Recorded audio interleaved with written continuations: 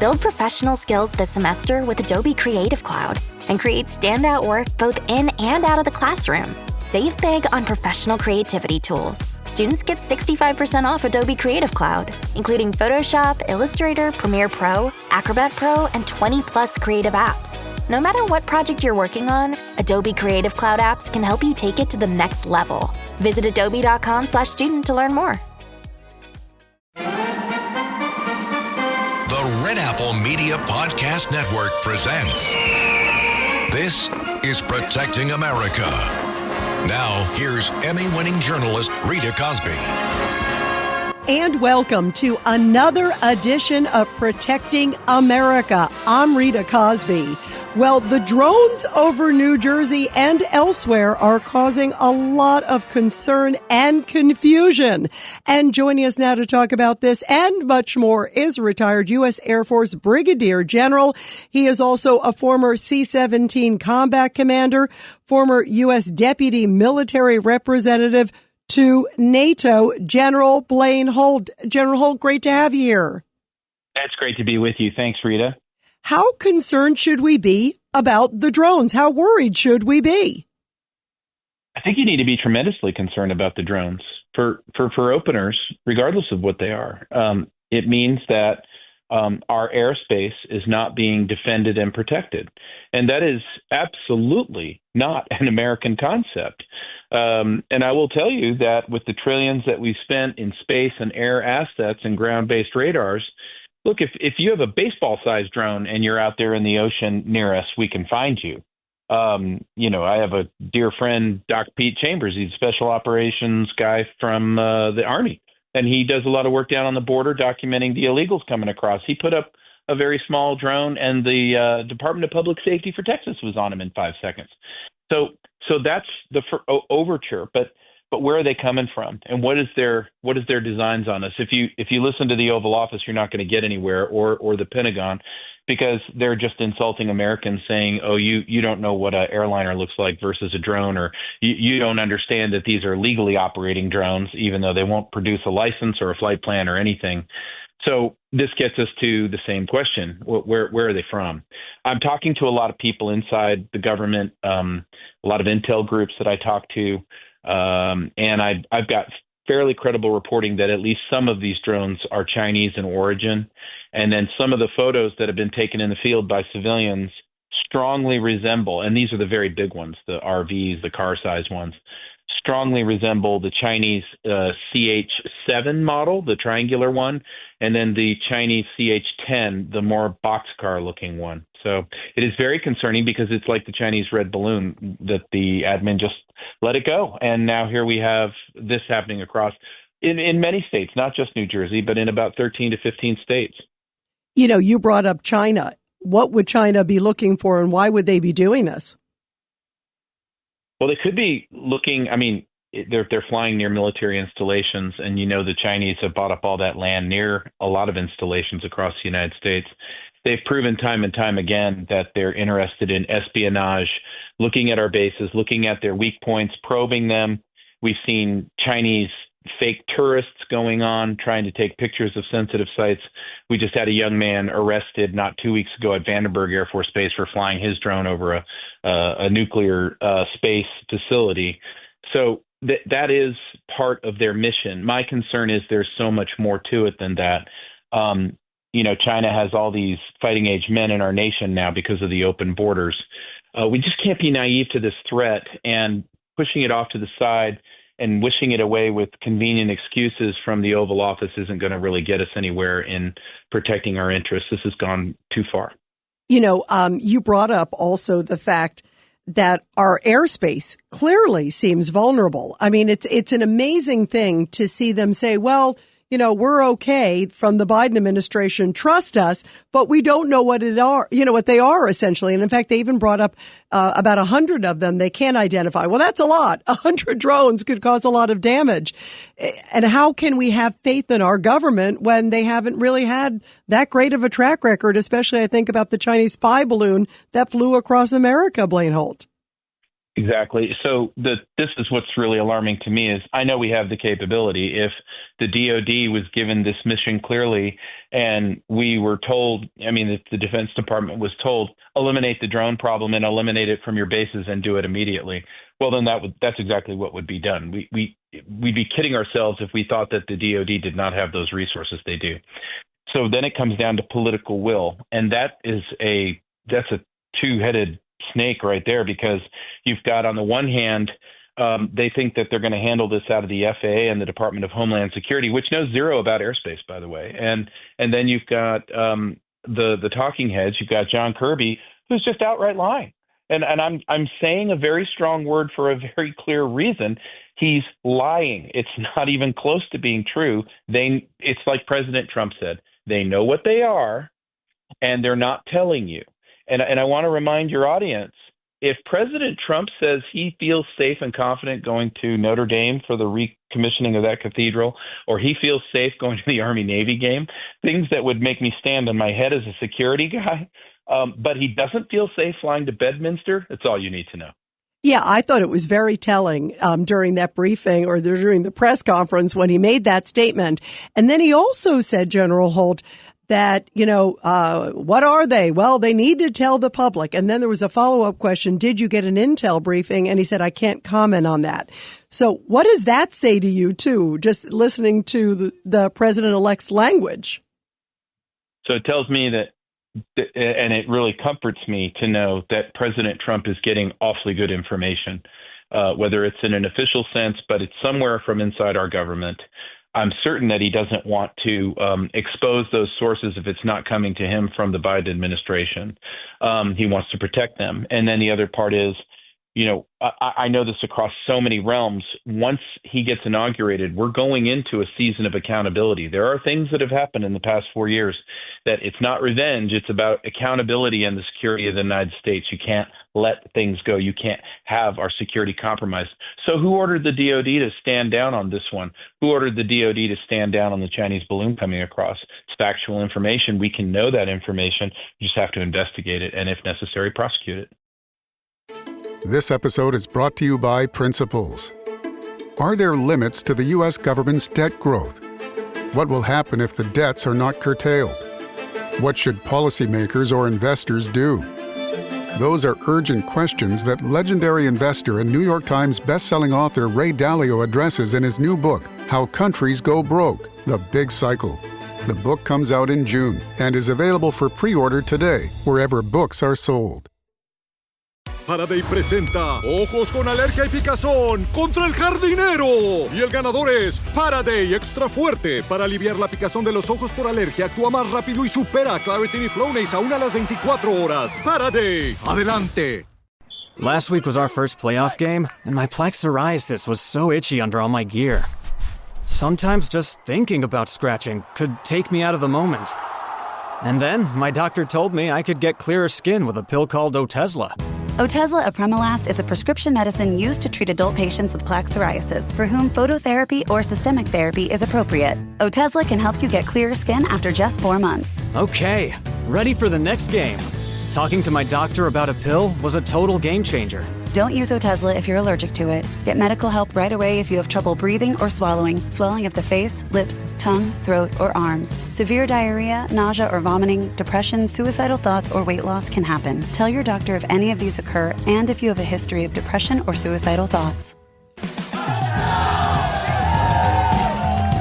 Live in the moment. Ask your doctor about Otezla. Call 1-844-4-OTEZLA or visit Otezla.com for prescribing info about cost, and more. You brought up the spy balloon. That was such a disgrace in so many ways because first they denied it. It's almost, parallels in a way of this, nothing to see there until everybody was saying it.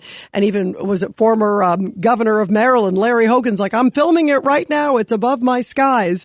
And it was Democrats saying that. So to the point where the Biden administration couldn't deny it. But I think back Blaine Holt, on the spy balloon.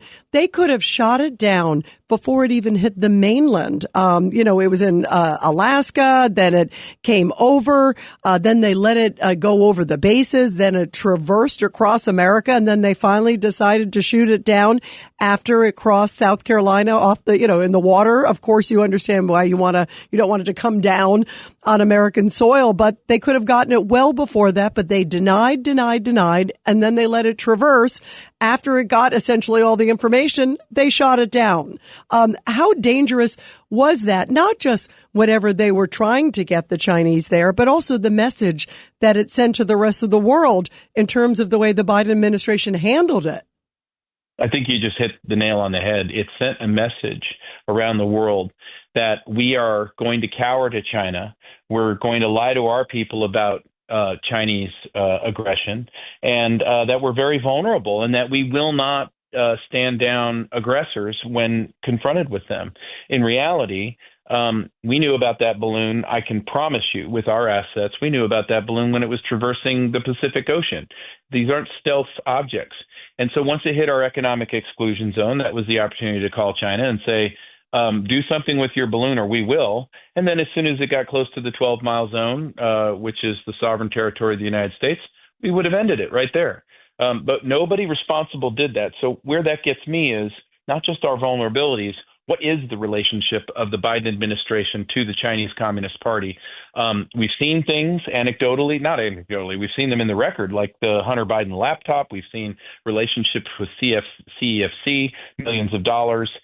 This nonsense that, my father didn't know I was doing business over there. And you can't disconnect the two.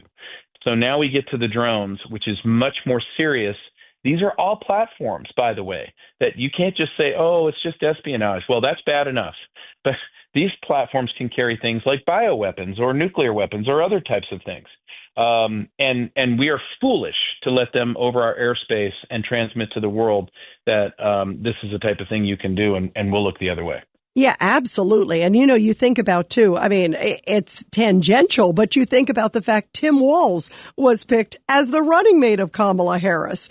And this is a guy who went over repeatedly to China, embraced China, was a Chinese defender, it seemed like, left and right. His ties were very questionable, too. And he never shut down, once discovered, the Chinese Communist Party police station operating out of Minneapolis. He has a very questionable relationship with China that needs to be looked into, just like Eric Swalwell, just like all the others on both sides of the aisle. But the problem is, if we're compromised, then America's in grave danger. And we're never going to know that unless we do go into a season of accountability and go find that out. And honestly, it does not matter about the political party. It's about American lives, our own security here at home, to care less about the swamp and who gets hurt out of that and who's compromised out of that. You should be held accountable if you have failed on Article 4, Section 4 of the Constitution to protect the United States. Yeah, absolutely. And, you're talking obviously about when President Trump comes in. Do you believe that there are a lot of folks who maybe wish to do America harm, and they're taking advantage of this moment prior to Trump coming in because they know when the president-elect comes in, there's a new sheriff in town and he wouldn't tolerate this? You're getting right to the sum of all fears for me, and that is January 6th, January 20th. Our foreign power is going to try to do something in our nation that creates enough chaos, not that this administration has not done it themselves, lighting dumpster fires globally, but is something going to happen next as a fallout of this drone thing? Is there another chapter that is going to try to blunt President Trump's inauguration? And then how safe is that inauguration? Should the inauguration be in D.C.? I get it. Millions of dollars, big parade, big party. But we've got to secure the president. We've got to secure the future of this country first and foremost. One of the other countries we haven't talked about that's obviously been a big threat to America and to the world, and obviously Israel, but also President Trump with the, reports that they have been sort of seekingly active to look to do an assassination. That came out from the Department of Justice, is Iran. So you look at that, General Holt, how concerned should we be about them? And could they even maybe be behind some of these drones? So that's a good point. And yes, I believe Iran has a hand in this. I do believe that there is an Iranian tie-in here. The Chinese just announced today a massive drone contract out of their military industry that's going to go to the People's Liberation Army. Well, guess what? When you look at the drone, it's really the design of an Iranian Shahed 136 drone that's being used actively in Ukraine right now. So how dangerous are they? Well, they're pretty dangerous, but our very good friends in Israel that we could be friendlier to if we just had the will, they've done a tremendous job in weakening the Ayatollah, disrupting those supply chains, hammering some of those factories that are producing those weapons. And I do believe that the Ayatollah is in really bad shape. Now, that could create a much more dangerous China because they're looking at Iranian oil fields as their lifeline. So is Iran in with China, and do they share the same interests as far as the United States goes? Absolutely. And that's why being a better ally to our friends in Israel will likely be a cornerstone of Trump foreign policy. Yeah, no doubt. It will be completely different. Don't you believe in terms of security in the world? And I don't think these sort of spy balloons or drones that we're seeing now would be happening under President Trump. And he certainly wouldn't tolerate it for more than 5 minutes. I think if you're a NORAD general at Cheyenne Mountain and you let a Chinese red balloon come over our country in a Trump administration, you will call yourself a former general very quickly. Yeah, I think so too. Maybe within 24 hours? Or seconds. So. Exactly. The other issue too, we talked about the drones and what could be. If it's not a foreign power, the other thing that has been out there, and it's been actually from a number of mayors have said this. We know that the FAA, is monitoring the airspace and doing blockades in certain, no fly zones over sensitive sites like we talked about. But we've had a couple of mayors on that I've talked to from New Jersey and elsewhere who are concerned about potentially missing nuclear material that they also said, hey, it's right there online. And they've corroborated that there was some sort of missing material that might have even been for health or for some other reason that was coming into the port of Newark, and it's not there anymore. And maybe they're looking for traces. Maybe there are guys that are actually the drones, but they're looking for some sort of, extra nuclear material that could have been smuggled out or escaped or something. Is that a possibility? It's a possibility, but they're very separate issues. I'll tell you why. First off, this is an isotope that's a medical isotope. It could do damage to people. It could hurt people, but only in a very localized sense. And if we were looking for something much larger, like a dirty bomb or something along those lines, do we have what we call sniffers or equipment to go find those things? Yes, we do. But they would not be on a drone type platform. They're much bigger platforms than that. I'm not going to say what types, but I will say that it's a very, very different mission. And the other thing is if we're going to look for a nuclear bomb, are we only going to do it on the graveyard shift? No, we're not. We're going to look 24/7, 365. You'll see black vans up and down your state. You'll see cordons. You'll see a much more serious effort if we've got to go find a backpack nuclear weapon or a dirty bomb. It'll be a very, very different look and feel to it. So I didn't like also the elevated radiological measurements we got out of New York City, but they look so isolated that I couldn't help but wonder, were those just bad readings? But the nuclear side is something we should still take very seriously because, if any of these terror cells, which we know are in our country right now, had the ability and the means, well, they'd be doing it. And, they could be activated along that way to Inauguration Day as our adversaries look to induce as much chaos as possible. Morning decisions. A creamy mocha frappuccino drink? A sweet vanilla? Maybe a smooth caramel or that white chocolate mocha. Whichever you choose, delicious coffee awaits.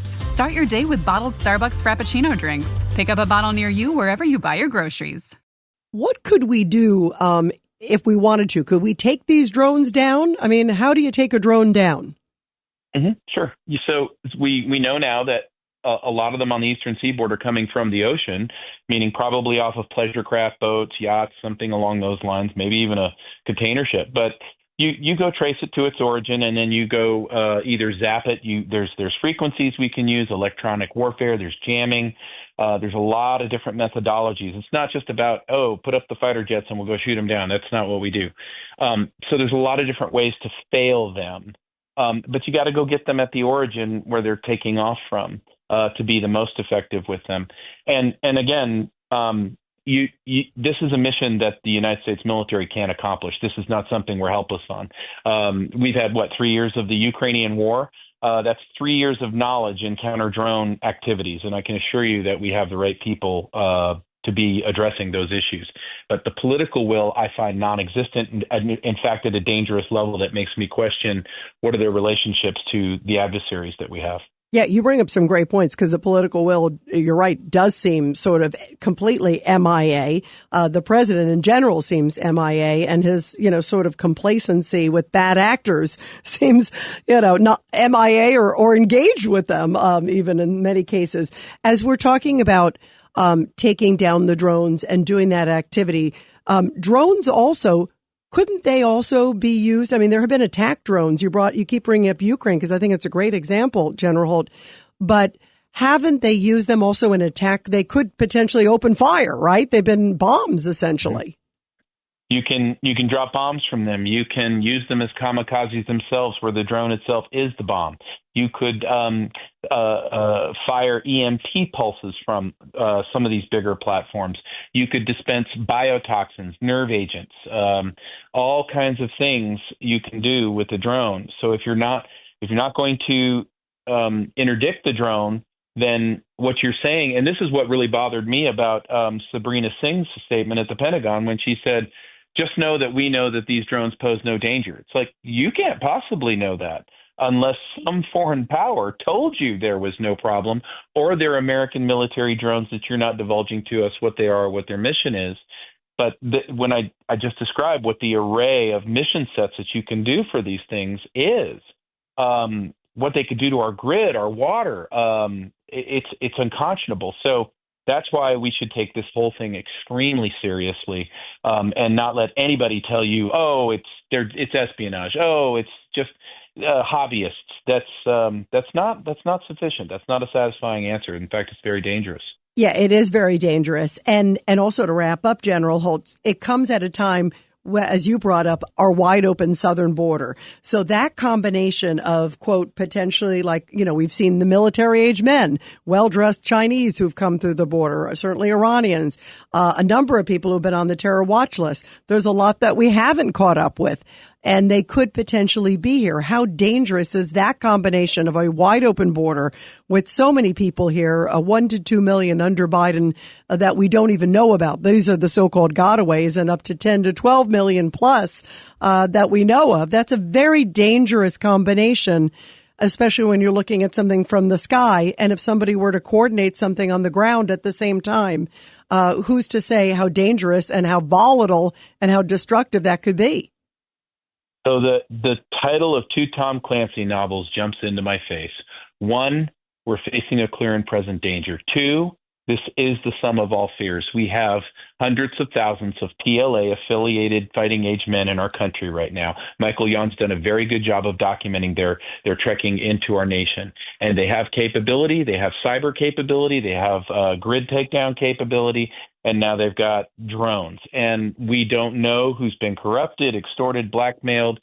So we've got a problem. And President Trump is fiercely determined with his new team to address that. But boy, we've got to make it to Inauguration Day. Yeah, boy, there are so many factors and so many concerns. And again, a very rudderless White House. That's a very dangerous combination, not just for America, but for the world.